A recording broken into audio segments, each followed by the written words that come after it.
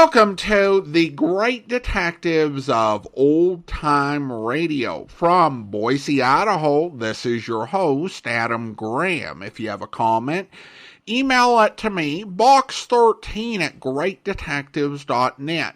Follow us on Twitter at Radio Detectives and check us out on Instagram, instagram.com/Great Detectives. If you're enjoying the podcast, please follow us using your favorite podcast software. As you're making your travel plans for 2024, remember JohnnyDollarAir.com. JohnnyDollarAir.com is a Priceline affiliate link, so part of your purchase price supports the Great Detectives of Old Time Radio at no additional cost to you. So remember, JohnnyDollarAir.com. Now it is time to get into the conclusion of this week's Yours Truly Johnny Dollar serial. The original air dates are August the 15th, 16th, and 17th, 1956, and it's episodes 3 through 5 of the Crystal Lake matter.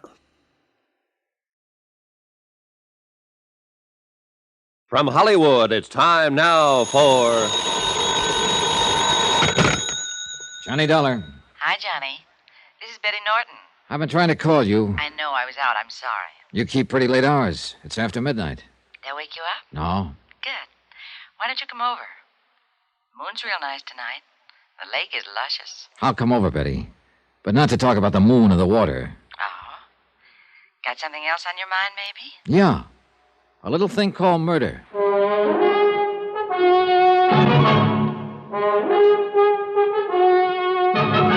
Tonight, and every weekday night, Bob Bailey in the transcribed adventures of the man with the action-packed expense account, America's fabulous freelance insurance investigator. Yours truly, Johnny Dollar.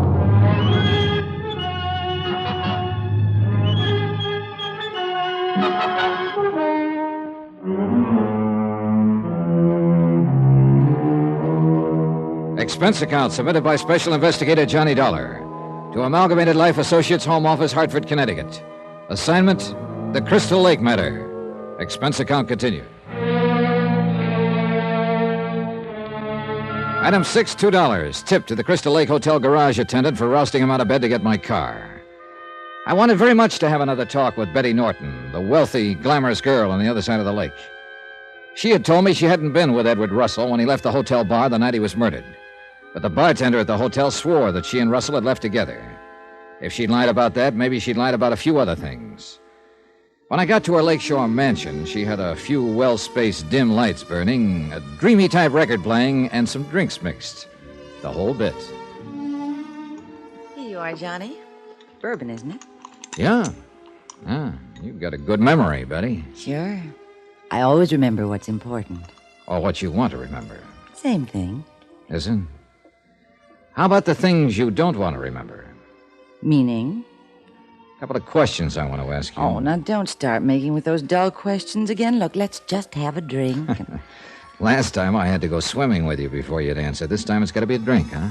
Well, I thought we might dance, too. With you leading, I suppose. Sorry, Betty. I know you probably own quite a few things in this world, but the list stops short of me. I want some answers from you, and I want them now. Okay, so be a party pooper. So ask questions.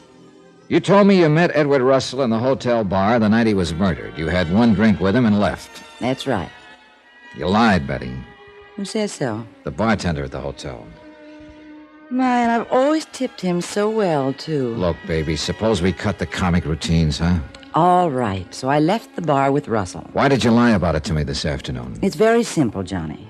Part of the Norton training, I guess. What does that mean? My father told me long ago I could do whatever I liked, but to keep it out of the newspapers. That's the way I've played it ever since.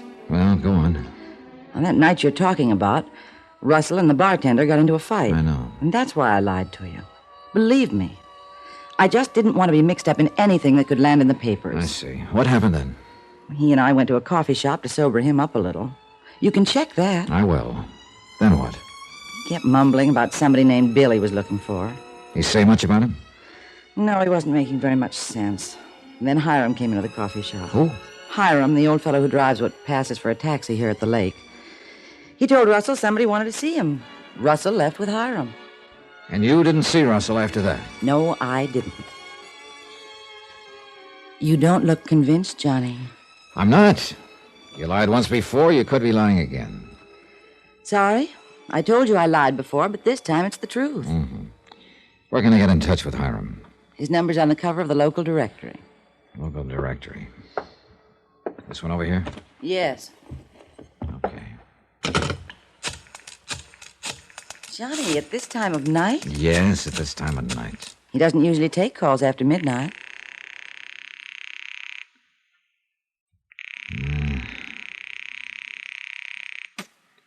Sleeper out somewhere, I guess. Well, I'll check him in the morning. What is it? Shh, quiet. Johnny, what is it? What's the matter? I thought I heard something outside here. Could it have been one of your servants? Well, I only have a housekeeper with me here, and she went to bed hours ago. There are a lot of deer around here. Maybe that's what it was. Yeah, maybe. Johnny, you call Hiram in the morning. He'll back my story up. It's crazy thinking I had anything to do with Russell's murder. What possible reason could I have? A pretty weird one, maybe, but it might fit. You told me this afternoon you had to play everything your way. You've probably been doing it most of your life and getting away with it. Maybe Russell wouldn't cooperate. Are you kidding? Look, men like Russell are a dime a dozen. So I had a drink with him and got mixed up in a barroom brawl. I should have known better. But as far as getting interested in him, I wasn't. Believe me, I can always find others who like to play it my way, as you put it. What's the matter? Oh, you kill me. That gold-plated front you put on. I wonder if behind it you aren't just a hollow, lonely kid. Thanks a lot for reminding me, Mr. Freud. Oh, I'm sorry. I guess that was a little out of line. I guess I was asking for it. But you're wrong about me not being able to stand anyone who doesn't play it my way. You see, I found someone who won't. And I kind of like it. Kind of like you, that is. Yeah, look, I Oh, guess don't I better... worry. I'm not going to try to appropriate you or to buy you. But about the loneliness, don't leave just yet, Johnny. Stay just a few minutes more. Okay. Just a few minutes.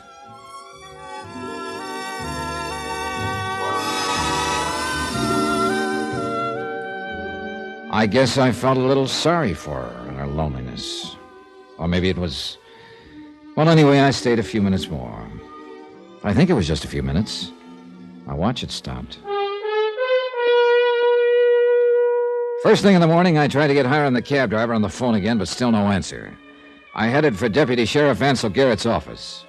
Clarence Bixby, who owned the cabin where Russell's body was found, was with him. Good morning, Johnny. Ants, Mr. Bixby? Oh, morning, Dolly. Anything new? Not much. Well, I won't take up any more of your time, Sheriff. However, I would like to ask a favor of you, though. What is it? So far, the Denver papers haven't mentioned which cabin up here the body was found in. Now, I'd appreciate it if it could be kept that way. Otherwise, if it got out, I'm afraid my chances of ever selling the place would be pretty dim. Yeah, and anybody who'd want to buy it for that reason would probably be the kind of person not very welcome here at the lake. Okay, Bixby. Sounds reasonable enough. I'll see what I can do. Much obliged, Sheriff. Cigar? No, thanks. Dollar? No, thanks. Well, I'll see you later, fellas. I'll be around a day or two more if you want me for anything. Okay. Well, how do things look this morning, Johnny? Just like Bixby's cigar wrapper. I wish he'd quit tying those things in knots. Every time he does it, it reminds me that we're right in the middle of a knot we can't untie. Yeah, it's a bear, all right. Oh, brother, it's worse than that. A guy named Edward Russell takes off from his home in Denver and disappears. He turns up here looking for a guy named Bill, of which there are too many in this town. Then Bixby brings a prospect up here to show his cabin, too. He finds the padlock's been switched. Russell's body inside. Yeah. Ants, the only person who stood to profit financially on Russell's death is his wife, Leona, beneficiary on his $50,000 insurance policy. But she couldn't have killed him. The Denver police established her in Denver at the time. Oh, incidentally, she's up here at the lake now, Johnny. Oh, yeah, she told me over the phone you wanted her to confirm the identification. How'd she bear up? Yeah, not too well. It was kind of rough. You got any information out of Betty Norton? Well, her story is she had coffee with Russell after his fracas with the bartender.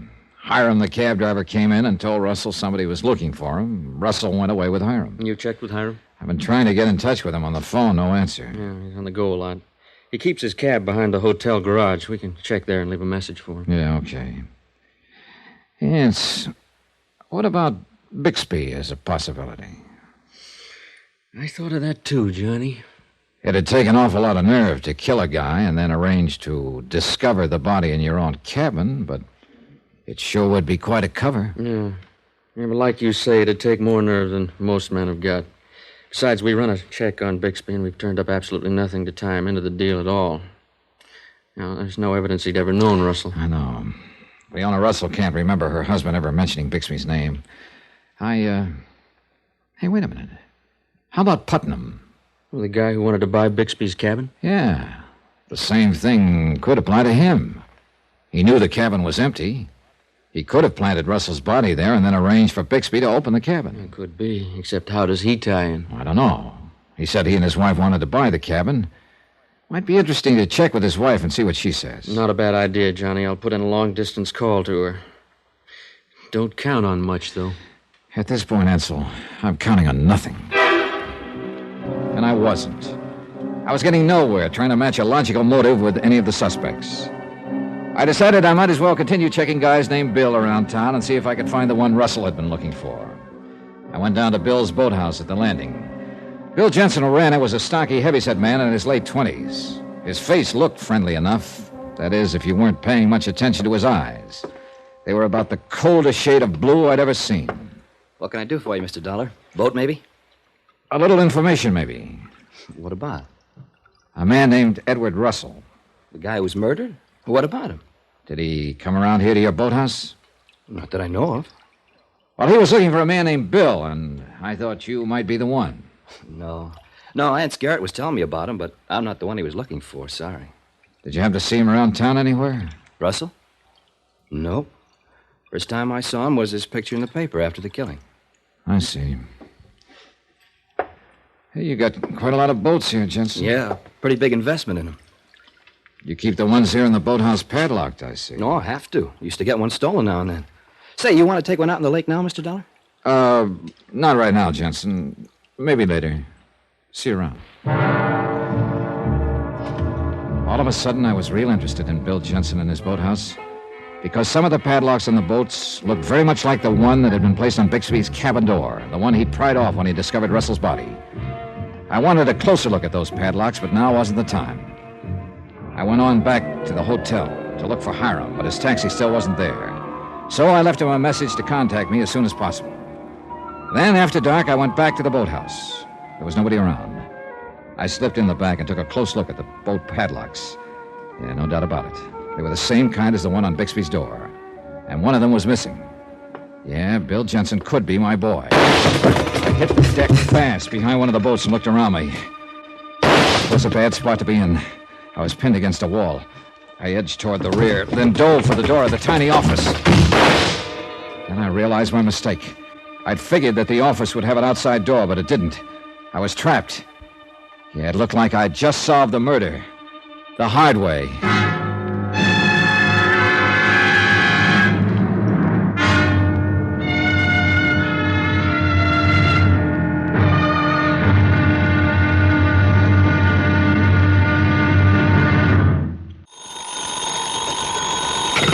Johnny Dollar. Ansel Garrett, Johnny. I was out when you phoned a minute ago. Ants, get over here fast. What's the matter? I'm trapped in the office of Jensen's boathouse. Trapped? Look, I've got no time to explain. There's a man outside with a gun, and I can't hold him off much longer. Who is it? I don't know, but I've got a strong hunch it's the one who murdered Russell. And he's trying to do likewise to me.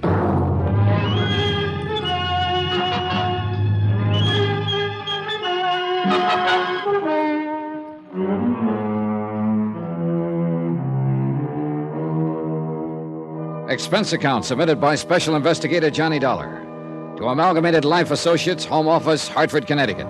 Assignment, the Crystal Lake matter. Expense account continued. Item 7, 2 cents. Just about what I figured my life was worth at the moment. The tiny office I was in had no windows and no outside door, a real trap. And outside in the darkened boathouse, somebody with a gun was stalking me. Probably the killer I'd been looking for. But now he was looking for me. I stacked what furniture there was against the door. He started throwing his weight against it, and it couldn't last very long. There was nothing I could do but wait. Hold it! Right we are! Right then, the sound of Aunt Garrett's voice outside was just about the sweetest music this side of heaven. Drop the gun! Drop it! You okay, Johnny? Yeah, just a minute. I'll get this stuff away from the door. Okay. Light switch here somewhere. There.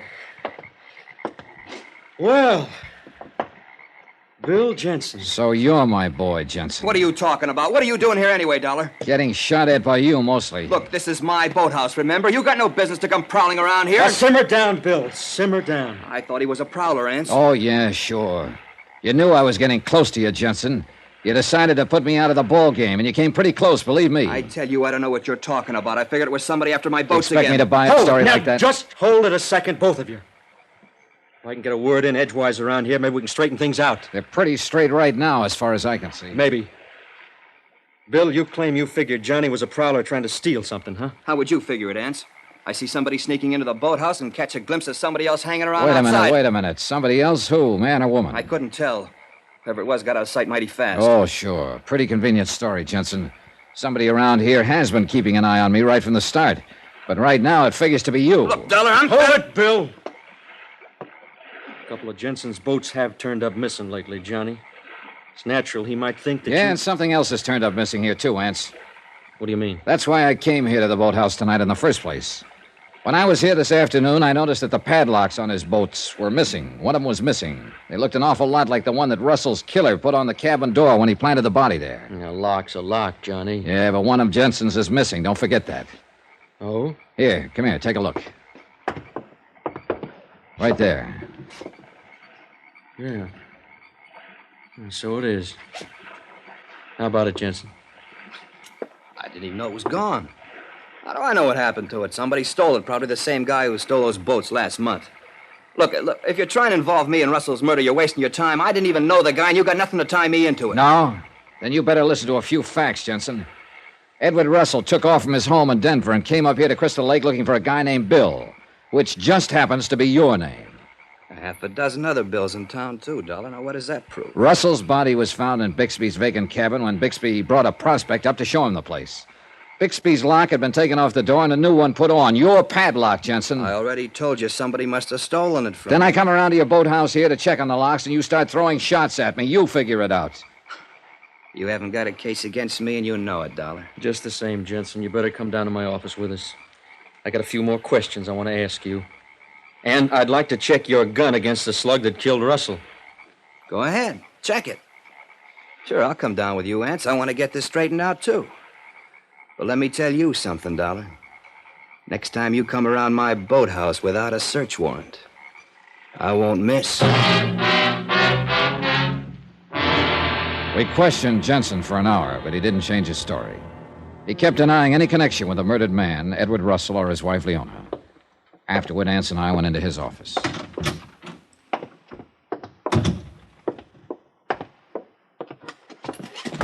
I don't think we got enough to hold him on, Johnny. For one thing, his gun's a different caliber than the one that killed Russell. Oh, sure, he could have used a different gun, but we'd have to find it to prove anything. Well, what about the padlock? That's a point, all right, but it's our only point. Somebody could have stolen it, like Jensen said. A frame? Could be. Jensen sure sticks to his story. Yeah. I threw everything I could think of at him, but he didn't crack an inch. Well, after all, Johnny, you were out of line going into his boathouse like that. So I should have had a search warrant. There wasn't time.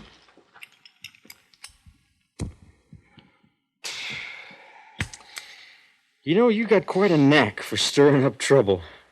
If you're wrong about Jensen and the other suspects, you're going to owe a few apologies. Apologies I don't mind handing out.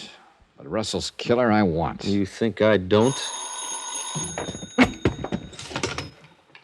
Deputy Sheriff Garrett speaking. What? Oh, yeah, put it through. It's Mrs. Putnam in Denver, Johnny, wife of the man who wanted to buy Bixby's cabin. Yeah. I put a call into her earlier. Hello? Oh, yeah, Mrs. Putnam. This is Deputy Sheriff Garrett up at Crystal Lake. Yeah, the reason I'm calling, Your husband tells us you and he had been interested in buying a cabin up here for some time. I thought I'd check with you. What's that? You sure about that? I see. Yeah, well, thanks very much, Mrs. Putnam. Well, I guess your hunches are still clicking, Johnny. She didn't know anything about it, huh? Not a thing. Didn't even know her husband was up here.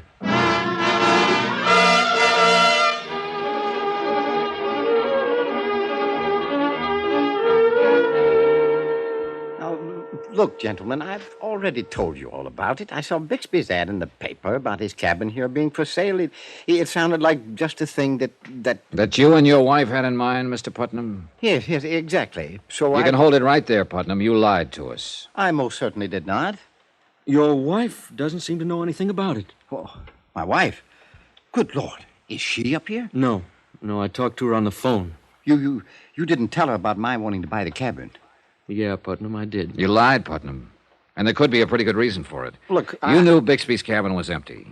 You could have planted Russell's body there and then pretended to want to buy the place so Bixby would open it up and the body'd be discovered.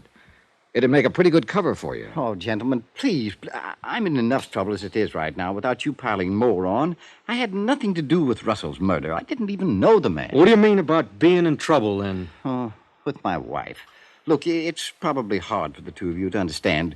You don't know my wife. Don't know your wife? What about? I did lie about her wanting the cabin. She didn't know anything about it. We know that. I just wanted a place to get away from her once in a while.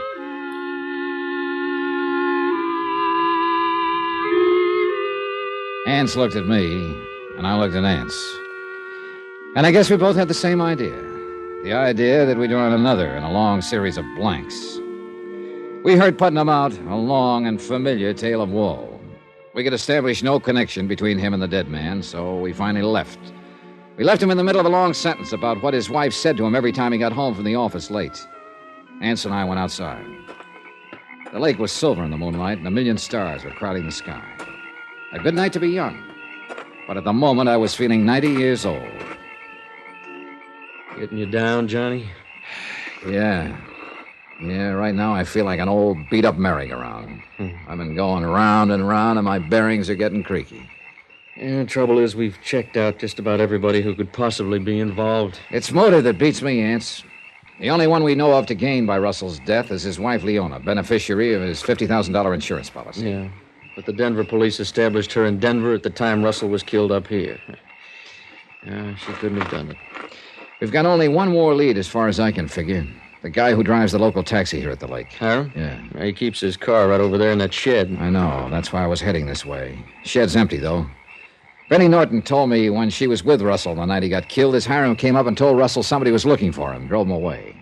Well, Hiram could have a line on the killer. But I can't seem to get a line on Hiram. I've tried to call him half a dozen times. I've left a message for him to contact me, but I haven't had a word from him. I don't like it. Our boys are looking for him. No sign yet. Well, we're not getting anywhere right now. Hey, look, if you're off duty, Ance, I'll buy you a drink in the hotel room. I am, and you got a deal. Of course, there's one possibility been in the back of my mind all along, Johnny. And probably in yours, too. You mean the killer could be somebody we don't even know about, a stranger? Yeah. Yeah, those are the toughest ones to crack. I know. Lobby's kind of crowded tonight. We're getting into the busy season. Mr. Dollar? Hey, it's Leona Russell. Excuse me a minute, Ance. Meet you in the bar. You're right. Good evening, Mrs. Russell. I didn't know you were still here. I'm leaving in the morning. The sheriff asked me to come up here and make an identification of the body. I know. Afterward, I just couldn't seem to get myself organized. I took one of the hotel cottages for a day or two. Such a peaceful spot up here. It's hard to believe. Yes, I understand. Mrs. Russell, your husband came up here apparently looking for a man named Bill. I've questioned two Bills so far, Cullen the bartender and Jensen the boatkeeper. Those names mean anything to you? Not that I recall. That's what's so terrible about this whole thing, Mr. Dollar. There just doesn't seem to have been any connection between anybody up here and my husband. Why would anyone have done it? That's a good question, Mrs. Russell. And right now, we don't seem to have an answer for it. I went into the bar, but Ance Garrett was nowhere in sight. The bartender told me he'd been called away. Expense account item 8, 75 cents, one drink. I waited. Still no Garrett.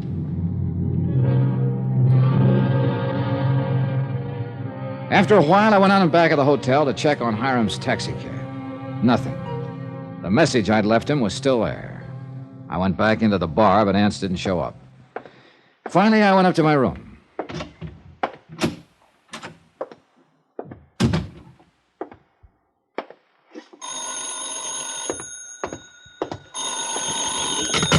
Johnny Dollar. Hey, it's Garrett, Johnny. Oh, hi.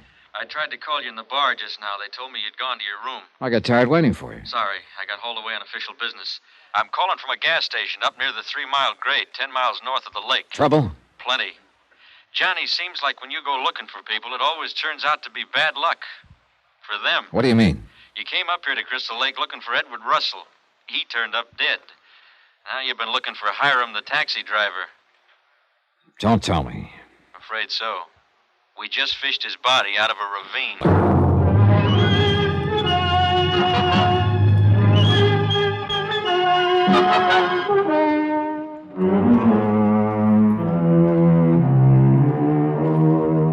Expense account submitted by Special Investigator Johnny Dollar to Amalgamated Life Associates, Home Office, Hartford, Connecticut. Following is a final accounting of expenses and report of my investigation of the Crystal Lake matter.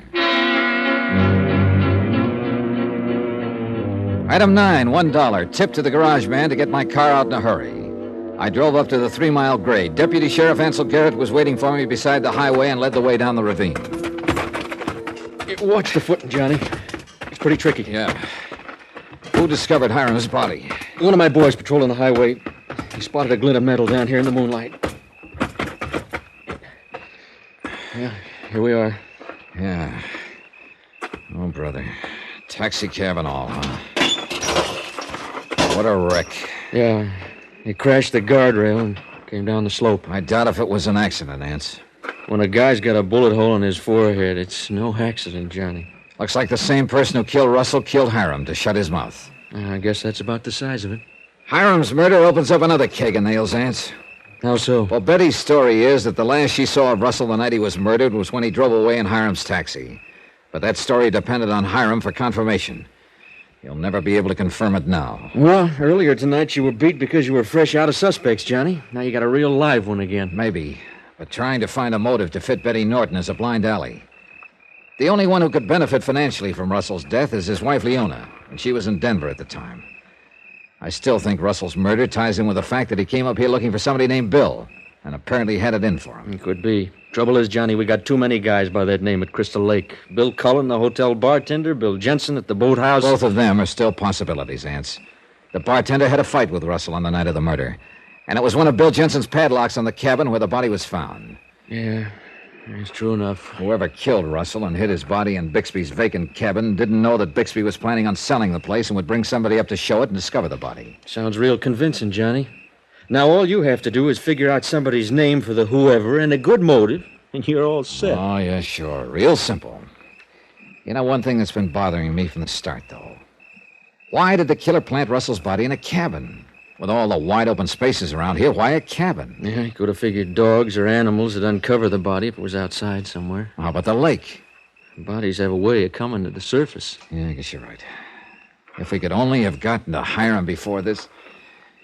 You happen to know where he lived? No, a little rooming house not far from the hotel. You through here? No, not yet, Johnny. I got a couple of my boys beating the bush around here. Okay, I'll head back to town and see if I can turn up anything of interest at Hiram's rooming house.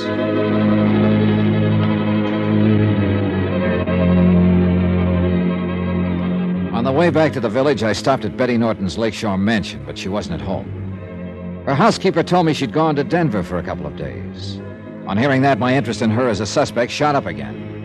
Expense account item 10, $1.45, long-distance call to the Denver police, requesting them to try to locate Betty Norton for further questioning. Then I went to the rooming house where Hiram had lived. I couldn't find anything in his room that would give me a lead on his killer. But as I was coming out, I found someone in the hall who might. Huh? Well, Bill the bartender. Oh, hello, Dollar. What are you doing here? It's real simple. I live here. Oh? Same rooming house as Hiram, huh? That's right. Now, look, don't go trying to tie me into his murder. We was friends. I didn't know the news of his killing was out. How did you know he was dead, Bill? Well, I just talked to one of Vance Garrett's boys at the hotel. He told me. Oh, I see. No, you don't say, Dollar. You still think... Look, whoever killed Hiram is the same one who killed Russell. You had a fight with Russell on the night of his death. Yeah, well, I explained that to you before. He was looking for somebody named Bill. He thought I was the one, got tough about it. But that's all there was to it. I didn't kill him. I didn't kill Hiram. And you'll never prove that I did. Yeah, going round and round on the merry-go-round. Somewhere along the line, I must have missed something. But I didn't know what.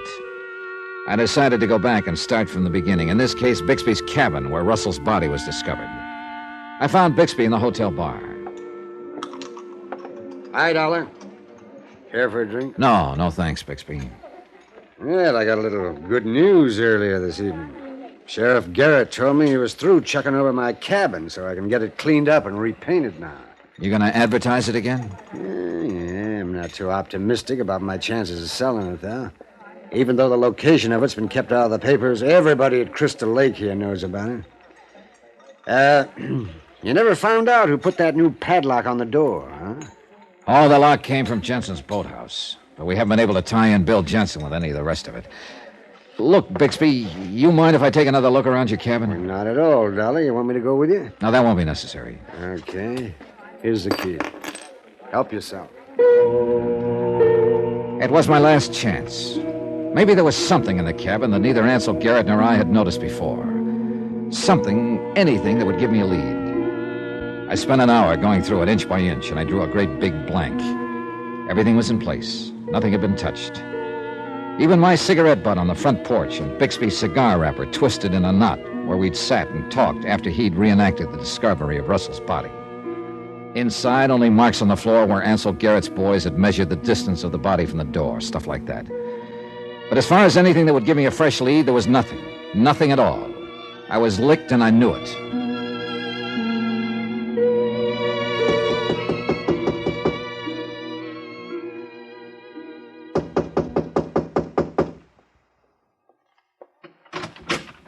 Oh, Mr. Dollar. Good evening, Mrs. Russell. I just dropped in to say goodbye. Well, that was very thoughtful of you. Please come in. Thanks. When are you leaving? I'm checking out in the morning. What are your plans? I'm not sure, Mr. Dollar. I'll probably get rid of the house in Denver and take an apartment for a while. After that, I don't know. Have you filed your claim yet on your husband's insurance policy? No, not yet. My lawyer will take care of it for me. I'd rather not have any more to do with things like that personally than I can help. Mr. Dollar, have you gotten anywhere with your investigation? Have you found anyone at all who could have had a reason to kill my husband? To tell you the truth, Mrs. Russell, up to now I've got no... Then I saw it. Something in Leona Russell's room. Just a little thing. But all of a sudden, the whole deal slid neatly into place. But I had to be sure. Somehow, I had to start the ball rolling and see what happened. You were saying, Mr. Dollar? Oh, yeah. I was saying that up to now, I haven't been able to get any... what time is it?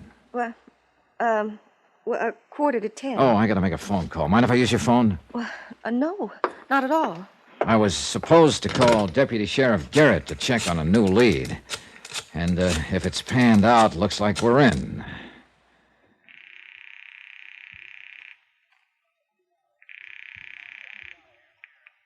Deputy Sheriff Garrett. Johnny Dollarance, how's that new lead look? Huh? What new lead? Yeah, good. Hey, what are you... Oh, maybe putting on an act for somebody, Johnny? That's right. Well, looks like we're on the right track at last. You can't beat a lab test. Thanks, Ants.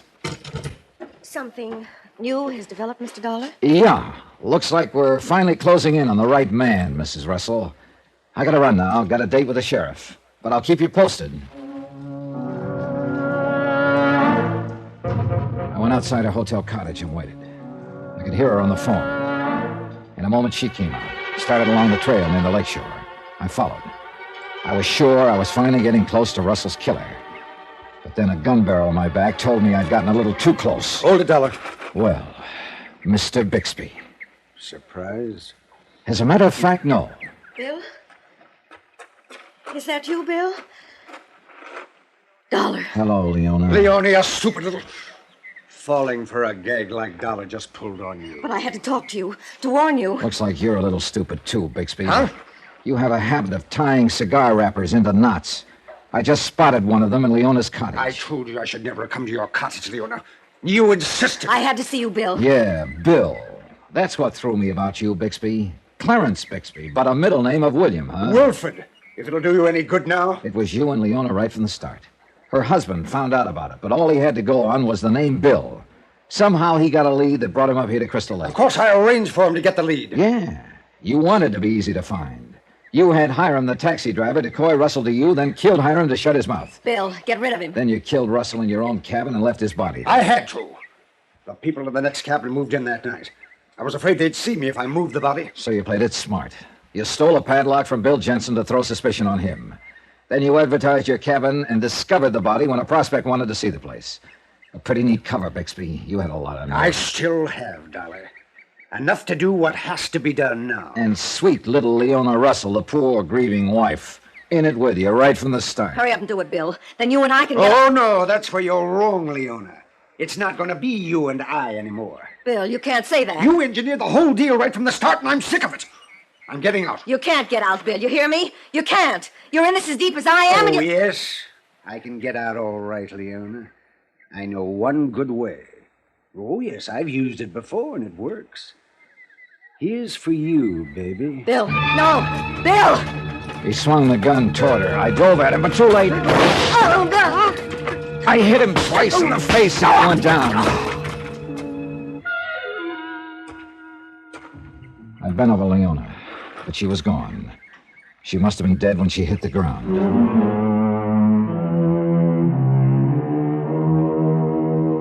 11th and final item on expense account, $145.20. Transportation and incidentals from Crystal Lake home. Total expenses, $423 even. Remarks about Bixby.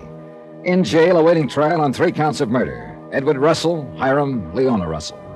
About Leona, who'd engineered the whole deal for a payoff. Well, she got paid off, all right. End of remarks, end of report. Yours truly, Johnny Dollar.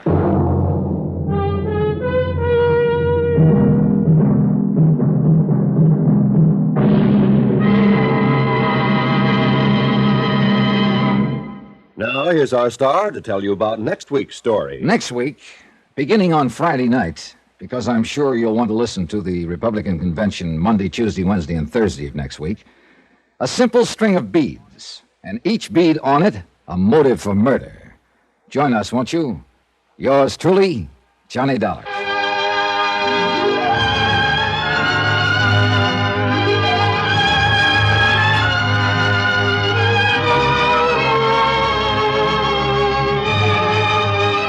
Yours truly, Johnny Dollar, starring Bob Bailey, is transcribed in Hollywood. Written by Robert Reif, it is produced and directed by Jack Johnstone. Heard in this week's cast were Dick Crenna, Charlotte Lawrence, Jeanne Tatum, Howard McNear, Forrest Lewis, and Herb Ellis. Musical supervision by Amerigo Marino.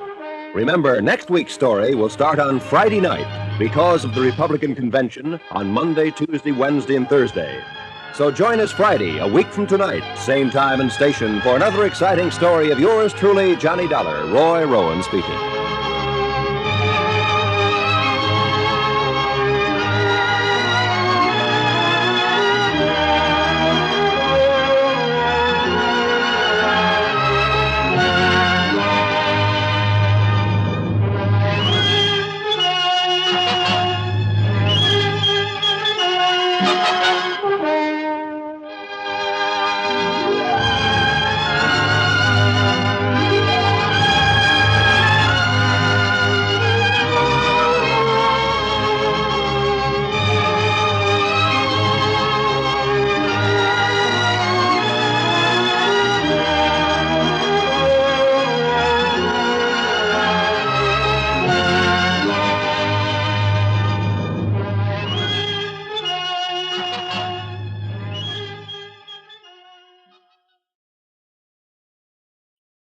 Welcome back. I think the solution of Bixby being involved was somewhat obvious from a mystery construction standpoint, as they repeatedly called back to the idea that Bixby had a special way of tying his cigars.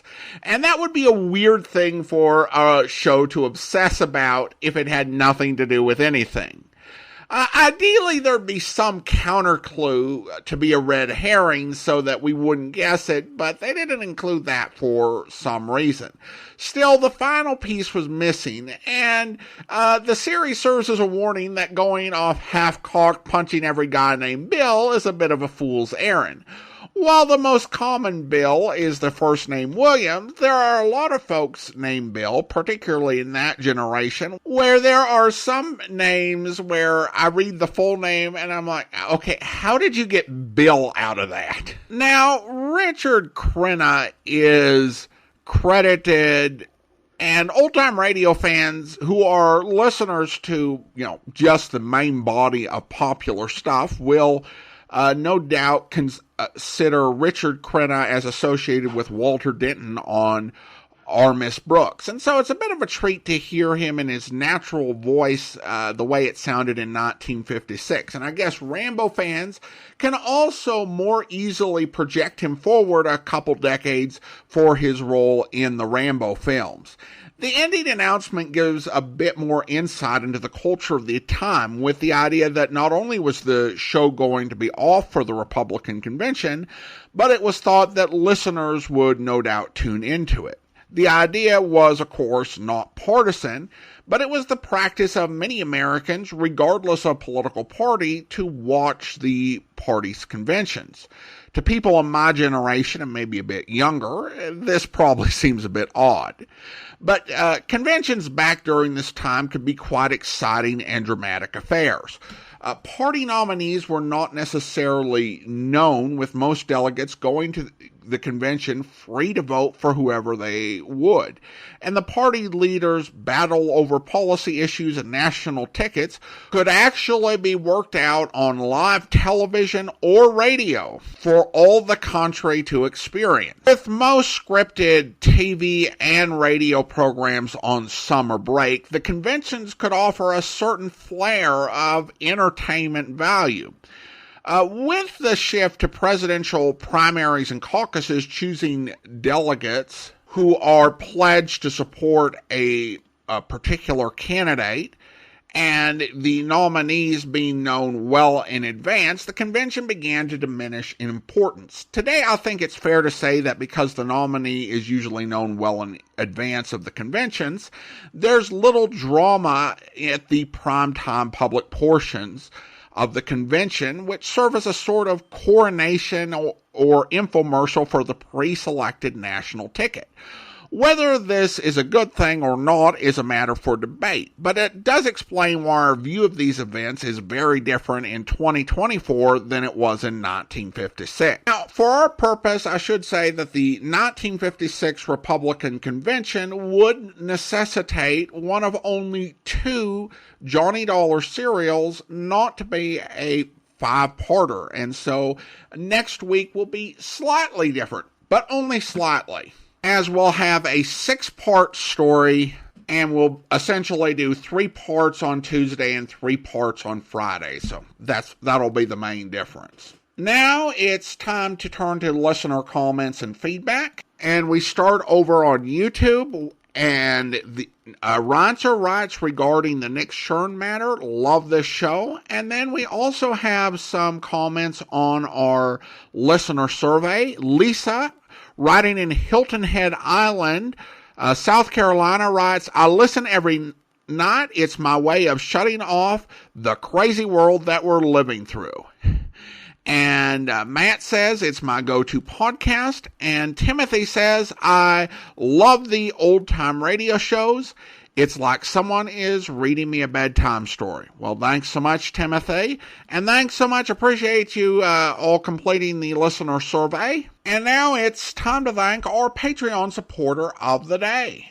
And I want to go ahead and thank Jennifer. Jennifer has been one of our Patreon supporters since May of 2016, currently supporting the program at the detective sergeant level of $7.14 or more per month. Thank you so much for your support, Jennifer.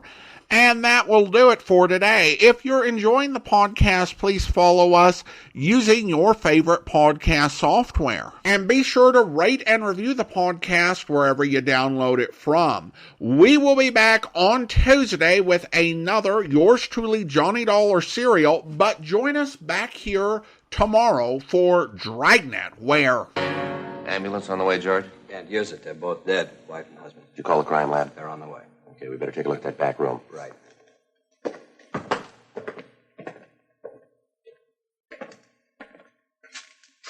This is the way you found them, Crowley? Nothing's been touched. Safe was open when we got here, cleaned out. Shot twice through the back, both of them. They both dead when you got here? The old man was. She wasn't. She say anything? She said the holdup guy wanted all the money in the safe. The old man gave it to him, pleaded with him not to shoot. Yeah. While I was handing over the money, the old man dropped a $10 bill. He said he was sorry, stooped to pick it up. The guy shot him through the back. Mm-hmm. The woman said she turned to grab her husband. The guy shot her through the back. I hope you'll be with us then. In the meantime, do send your comments to box13@greatdetectives.net. Follow us on Twitter at Radio Detectives and check us out on Instagram. Instagram.com/Great Detectives. From Boise, Idaho, this is your host, Adam Graham, signing off.